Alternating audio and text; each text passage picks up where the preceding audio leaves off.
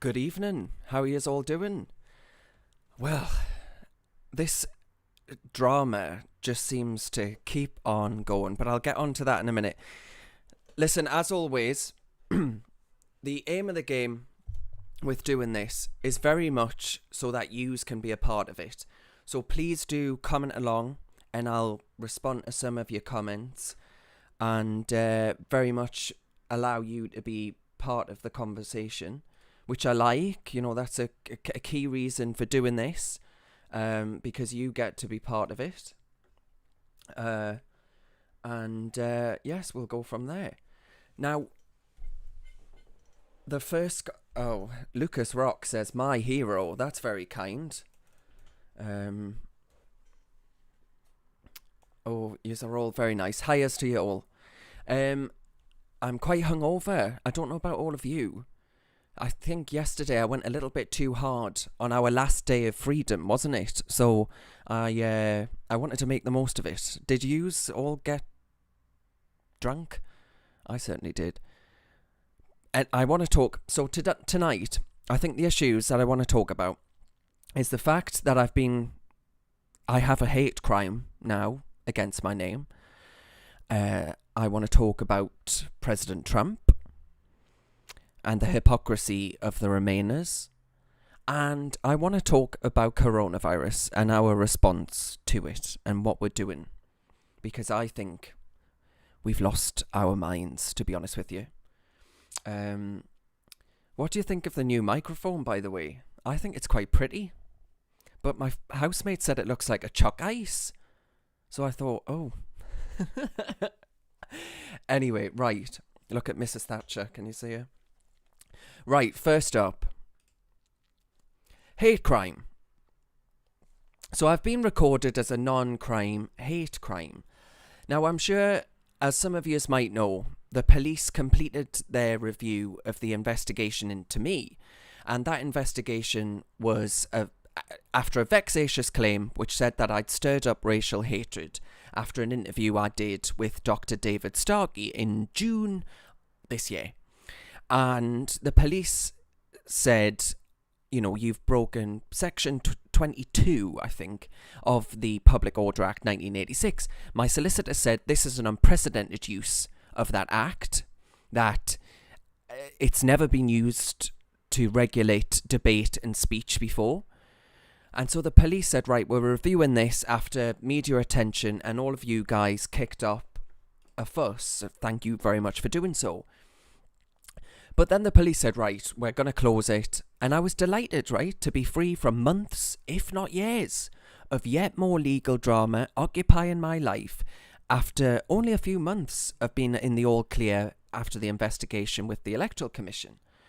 And I was informed by the police today that the matter remains recorded as an allegation of a non-crime hate crime. And I just thought, this is incredible. What are you doing?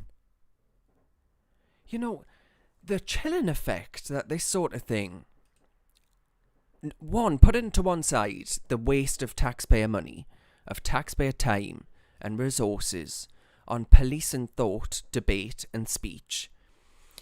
The chilling effect on freedom of expression. You would expect that, you would anticipate that from a police force like the Stasi or the Gestapo, not British policing. I am actually calling on the Conservative government to remind the police of people's priorities. You know, research from Fair Cop, set up by Harry Miller, who had his own case where he was investigated by the police for a tweet.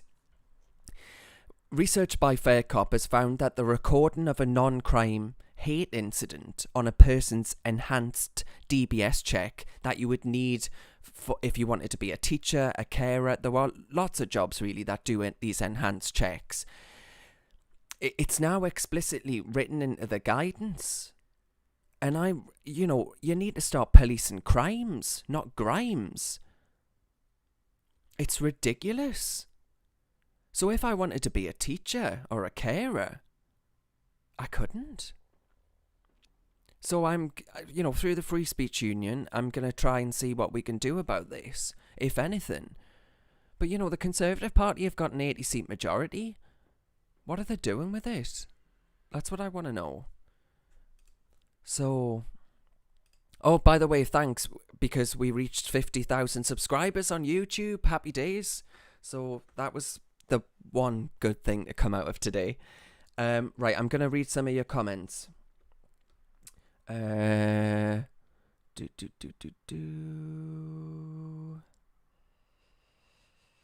Yes, so Chris says you have to fight that hate crime crap. Just like Harry Miller. And that's exactly right. Harry's case was so important. So I will definitely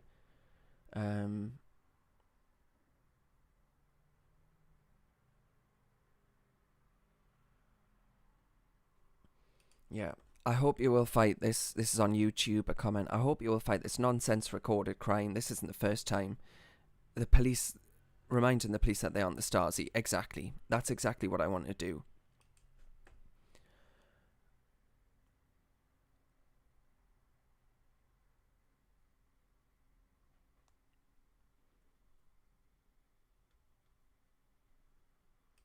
Yeah, so Russell says, even the title non-crime hate crime contradicts itself. Exactly. What's the point? The police, far from... I think people's priorities are for the police to get down things like knife crime, bring the levels of it down. Knife crime, burglaries, robberies, mugging, what you would define as actual crime. And instead, the police seem absolutely intent, hell-bent on increasing our hate crime statistics, the UK's hate crime statistics, in order to appear woke and progressive. And that's all written into the police guidance.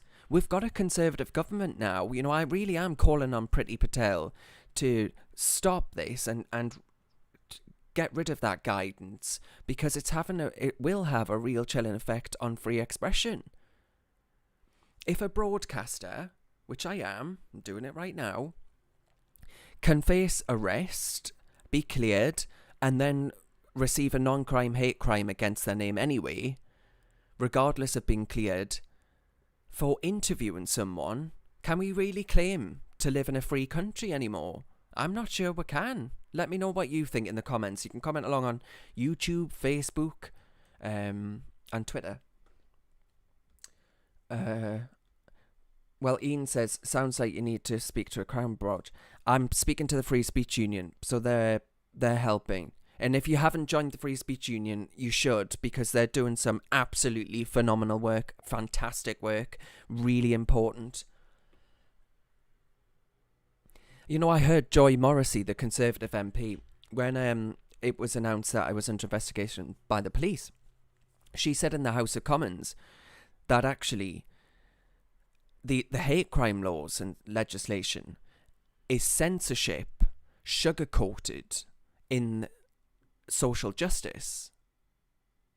And I think that's absolutely right, because who could argue with anti-hate crime laws? You would think, well, of course I don't like hate crime. But when hate crime starts to become cause and offence, that's not my definition of hate crime. I don't know about you. We need a rethink. The police aren't the Stasi, but they're acting like it.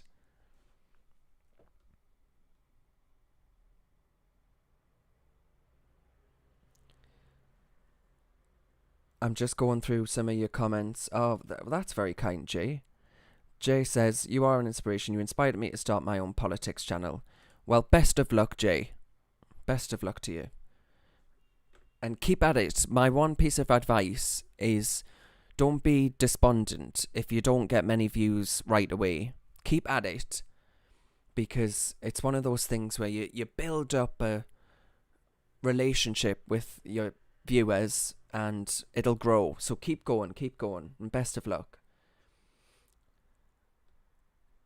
Aidan says, non-crime hate crime. It's like saying I'm pregnant, yet not pregnant. I know, it is ludicrous, isn't it? The more I think about it, the more I just think it's absolutely bloody insane. I'm going to get nasty messages now for swearing on her. Is bloody a swear word?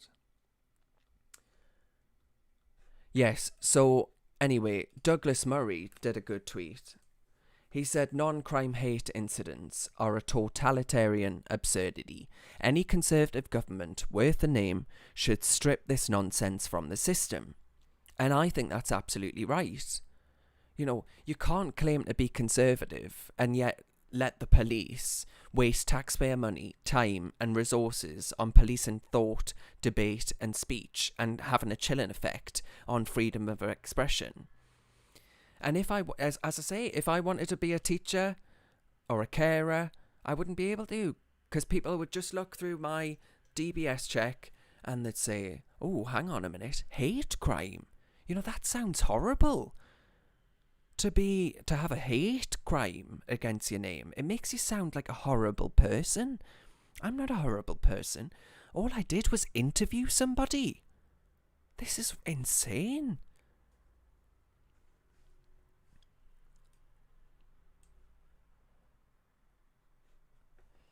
Anyway, Douglas is amazing, isn't he?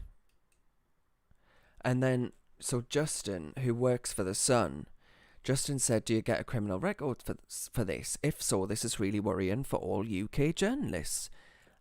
So when you start to think about the repercussions of what the police are doing, of what the guidance is, and you think about the fact that broadcasters and journalists will be thinking twice, oh, do I want to interview that person? They might say something offensive and I'll be reported for a vexatious charge of stirring up racial hatred or something else, causing offence.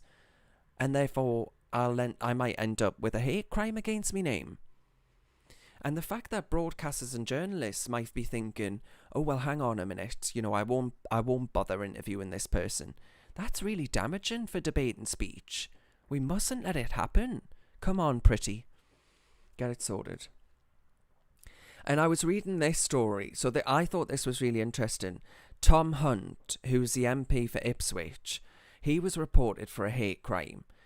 And he's now campaigning for an end of what he's branded Orwellian police inquiries after he was reported. He was told by Suffolk Constabulary that it had received 5 complaints over comments he'd made about criminals, and that officers were under an obligation to record them. And then council officials featured the MP in a slideshow presentation on tackling hate crime. So this is all just totally insane. But if MPs have, and Tom's a Conservative MP, a nice one, nice lad. If Conservative MPs have raised this and they've said, hang on a minute, this isn't good, we need to do something about this, then why aren't the Conservative Party doing something about it? What's the point in that 80-seat majority?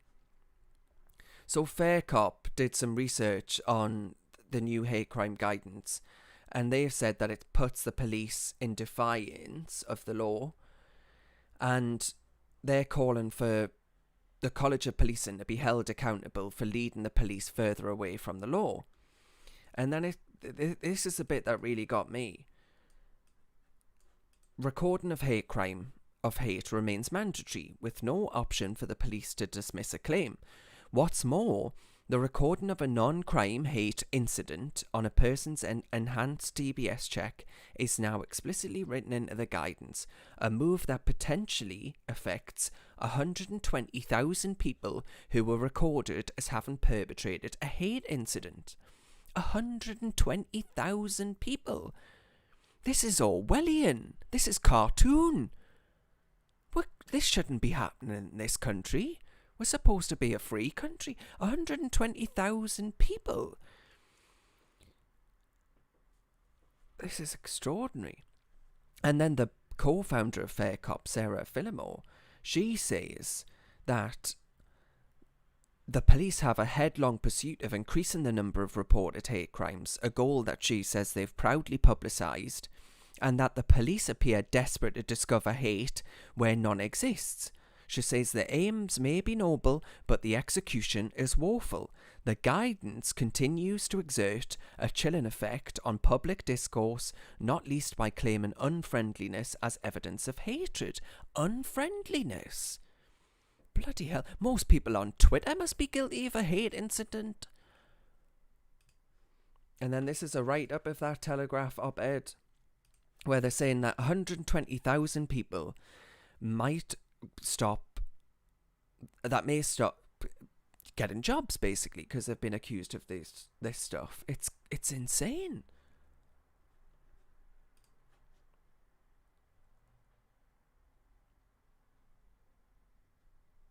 So Thorpe says, it's beside the point. All Darren did was talk to a historian about history. There's no hate in that. I think I agree with you. The only hate that David Starkey stirred up against was hate against himself. You know, the man's lost every honour that he ever had. I think we're not very forgiving anymore. We forgot about those fundamental values of forgiveness. But putting that to one side, you're right. All I did was interview someone. And now I've got this against my name. And it goes towards the hate crime stats. So, you know, I remember after the Brexit vote, people were saying, oh, hate crime's gone up post-Brexit. You know, those 17.4 million racist bigots have caused hate crime to go up. Well, if this is what constitutes hate crime, I understand why the stats have gone up. Because this is cartoon. Absolutely cartoon.